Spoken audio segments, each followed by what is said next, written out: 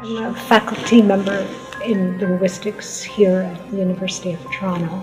And I think for your interests, I've been involved with work on some of the native languages of the Northwest Territories for quite a long time, and also a little bit with some of the languages of Ontario. I teach in an area called phonology, and I do research in that area and a lot of work in that area. I've done lots of work on things like development of orthographies for languages.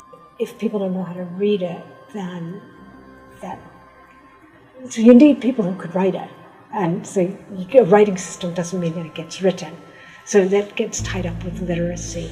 So it's probably a factor, but really the major factors in why people start speaking languages is colonization. It's really that there's people who speak another language that come in, and whatever it is that happens when,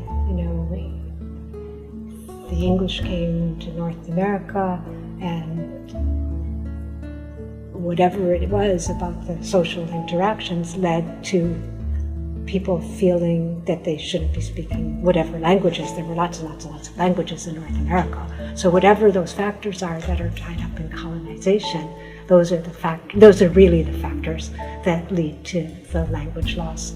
Preserve is a funny word to use, and people don't actually like using the word preserve very much. This is why the word vitalize or revitalize is used more, because the word preserve is kind of like what people say is put it in a jar on the shelf and leave it there.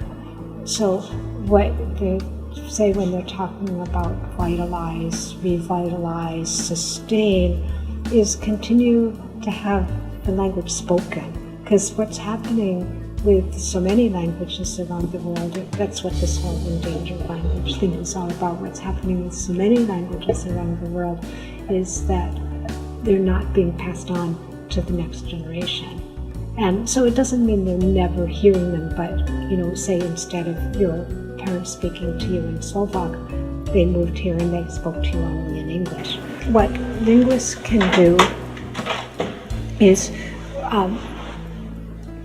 work with people to record the language, to figure out what the structure of that language is, what the grammar is, how and they can help with writing systems. But a lot of figuring out the grammar means that then you can help to develop teaching materials in the language. So the linguistic side is something that's called language documentation.